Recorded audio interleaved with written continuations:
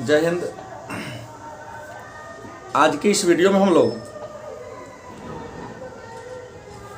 आतंकवाद विश्व के लिए खतरा है, इसी शीर्षक पर विस्तार से चर्चा करेंगे कि आतंकवाद क्या है और आज आतंकवाद कैसे संपूर्ण विश्व के लिए खतरा बना हुआ है। तो आइए जानते हैं कि आतंकवाद क्या है। तो आतंकवाद दो शब्दों के मिलने से बना है। आतंक जोरवाद, आतंक का मतलब होता है उग्र और वाद का मतलब होता है विचार। मतलब वह विचार जो उग्र हो, वह विचार जो उग्र हो, मानव समुदाय के लिए खतरनाक हो, मानव सभ्यता को क्षति पहुंचाता हो, उस उग्र विचार को ही हम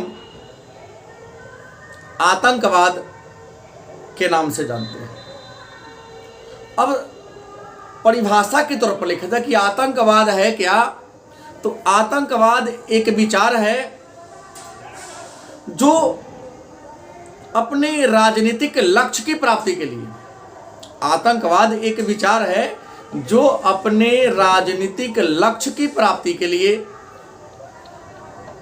विध्वंसक हथियारों का प्रयोग करता है और विध्वंसक हथियारों की सहायता से वह किसी मंदिर परिषद, मस्जिद, भीड़ भाड़ वाले इलाके जैसे बस स्टैंड, रेलवे स्टेशन,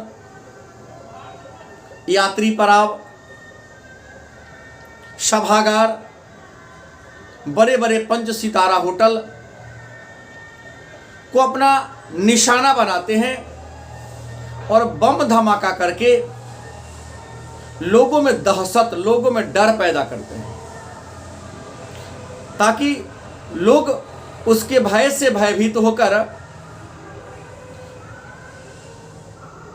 सरकार पर दबाव डाले और सरकार जनता के दबाव में आकर उनकी मांगों को पूरा करना। मतलब अपने उचित या अनुचित मांगों के लिए कुछ लोग या कुछ लोगों का समूह जब बम धमाका करना प्रारंभ कर देते हैं, लोगों को मारना, सताना, हत्याएं करना शुरू कर देते हैं, तो ऐसे विचार को हम आतंकवाद के नाम से जानते हैं। मन में प्रश्न होगा कि आतंकवाद के कुछ उदाहरण, तो पुराना इतिहास में लेके चलूं आपको कि विश्व में आतंकवाद के कौन कौन से उदाहरण हैं। तो घटना 1986 की है कि जब आतंकवादियों ने इंडियन एयरलाइंस का एक हवाई जहाज को रॉकेट लॉन्चर से गिरा दिया था। 1995 ईस्वी में जम्मू कश्मीर में गणतंत्र दिवस के समारोह पर आतंकवादियों ने बम विस्फोट करने का काम किया था। 1997 ईस्वी में आतंकवादियों ने फिल्म निर्देशक मुकेश मुदगल की हत्या करके लोगों में दहशत फैलाने का काम किया था। 1998 ईस्वी में भारतीय जनता पार्टी के जो अध्यक्ष थे, 1998 ईस्वी में भारतीय जनता पार्टी के अध्यक्ष, आज वर्तमान समय में भारतीय जनता पार्टी के वरिष्ठ नेता लाल कृष्ण आडवाणी पर हत्या करने के प्रयास से उनके गाड़ियों के काफिला पर आतंकवादियों ने बम धमाका किया था। इतना ही नहीं, इस और बड़ा उदाहरण कि 13 दिसंबर 2001 ईस्वी को आतंकवादियों ने भारतीय संसद भवन पर हमला करके पूरे देश को हिला डाला था। इसके अलावा 11 सितंबर 2001 ईस्वी को विश्व के सबसे ताकतवर शक्तिशाली देश अमेरिका के न्यूयॉर्क में स्थित विश्व व्यापार के 2 टावर WTO और पेंटागन पर हवाई हमला करके दोनों को गिरा दिया था। हालांकि WTC को आज हम ग्राउंड जीरो के नाम से जानते हैं, लेकिन उन्होंने ऐसा घटना घटाया था। वर्तमान समय में, चाहे उरी हमला हो या अन्य जो हमारे भारत में बार बार कभी होटल ताज को, कभी होटल नरीमन को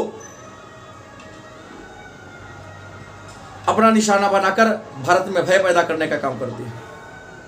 अब सवाल है कि क्या ये आतंकवाद केवल भारत की समस्या है? क्या आतंकवाद से केवल भारत ही प्रभावित है?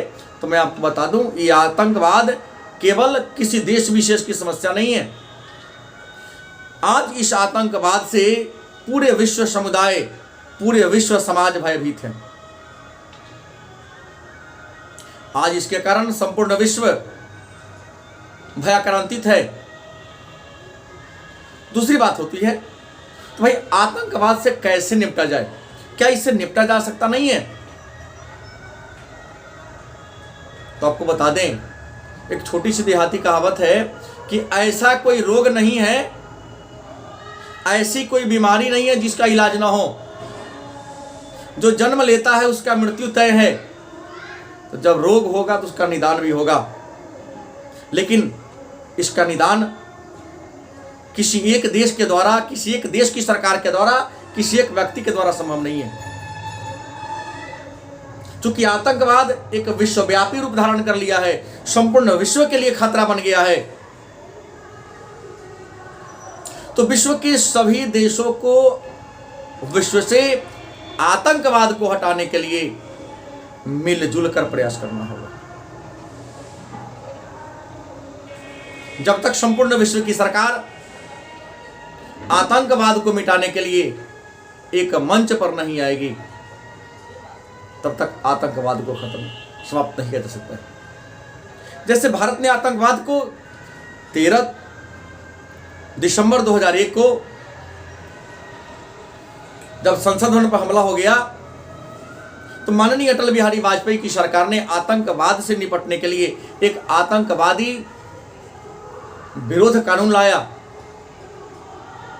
पोटा, बाद में उसे बदलकर पोटो के नाम से कर दिया गया। जिस प्रकार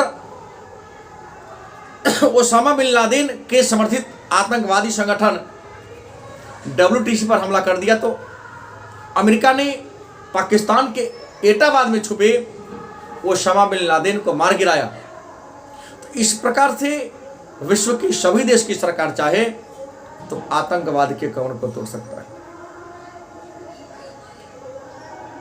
इस समस्या का भी समाधान है, मतलब पूरे विश्व स्तर पर, पूरे विश्व के देशों की सरकार के द्वारा साथ मिलजुल करके अगर प्रयास किया जाए तो आतंकवाद जैसी समस्या से समाधान पाया जा सकता है। तो ये रहा आतंकवाद और आतंकवाद की समस्याएं। कल के वीडियो में पुनः एक नए निबंध पर चर्चा करेंगे। तब तक के लिए धन्यवाद।